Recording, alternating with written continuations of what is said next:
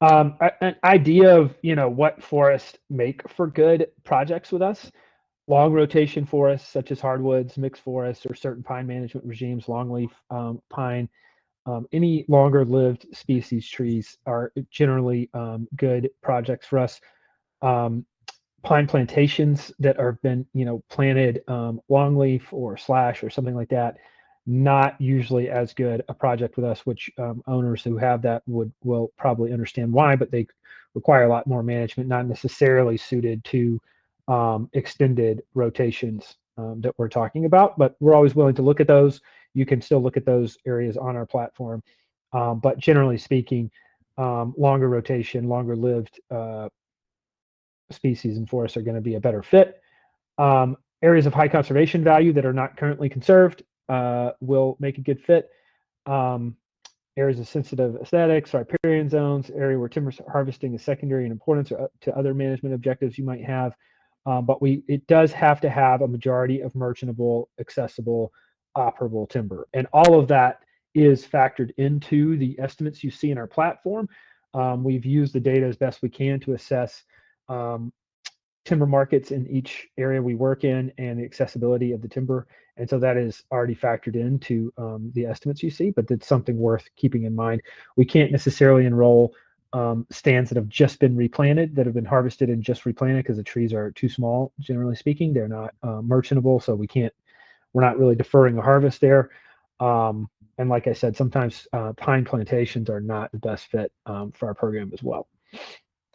Just to add to it, and that really kind of speaks to what forest types make for a good project. I mean, one thing we've learned, I think, there's also other considerations, thinking about family properties, right?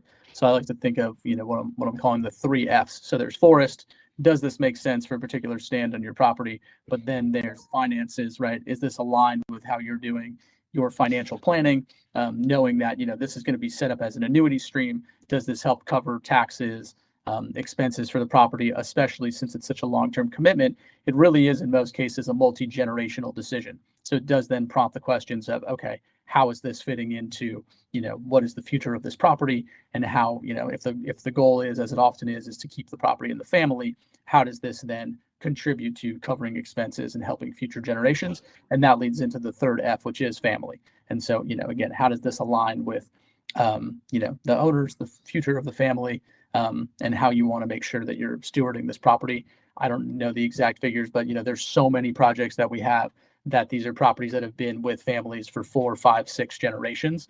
And it's just beautiful and amazing that we can kind of contribute, help kind of hand the baton to the next generation. We know that's a big concern for landowners everywhere, is how are we going to keep these properties? And, often that question of kind of legacy and responsibility, if you're one of these landowners who inherited a property from your family, how do you make sure you're the good steward and are able to help pass things along?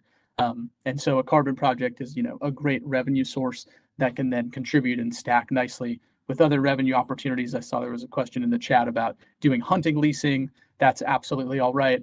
Obviously, LandGate, is helping folks connect with lots of solar projects as well. Clearly, you can't do a solar project in the same area where you're doing a carbon project because it needs to be forested.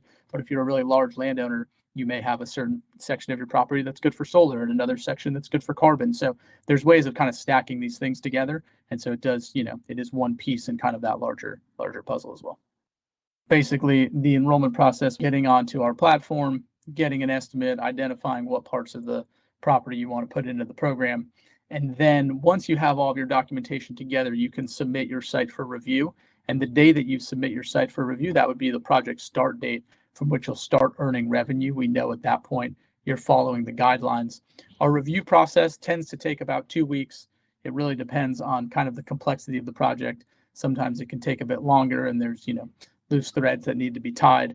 But during that time, we'll send you our full sample agreement so you can review all of the language and detail there as well. And then once your project is approved, we put together specific contracts for signature, and there's nothing is binding until those contracts are signed. And then once they are, you'll be set to be paid in the next quarterly payment period.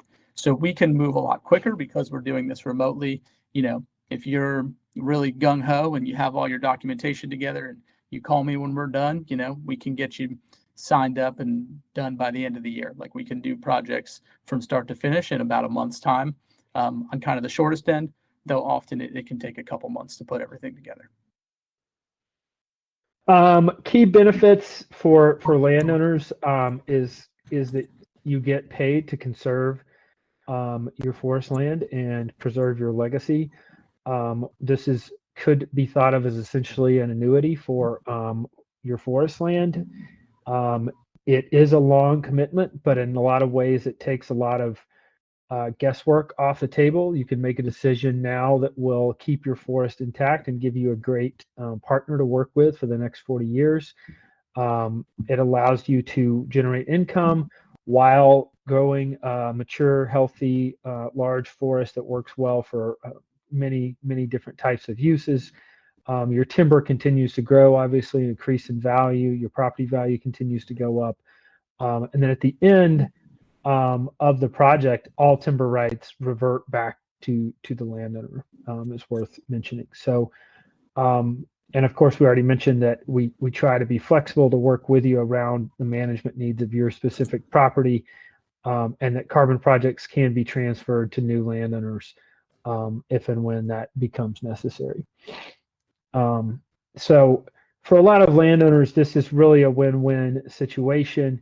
You get to generate some cash flow and revenue from your property without having to clear significant portions of your timber. You get to manage for forest health. You get to manage for increased growth and retention, and really manage for forage conditions that a lot of landowners prefer to have anyway, but perhaps could not manage for given their cash needs or their cash flow needs to keep the property in the family. We've sort of gone over some of this, but I think the deferred harvest and then our real-time monitoring, which I'll get into in a minute, ensures that the outcomes are real, and our buyers and our landowners both know that. We pay folks at a higher rate than many of the other carbon programs that are out there.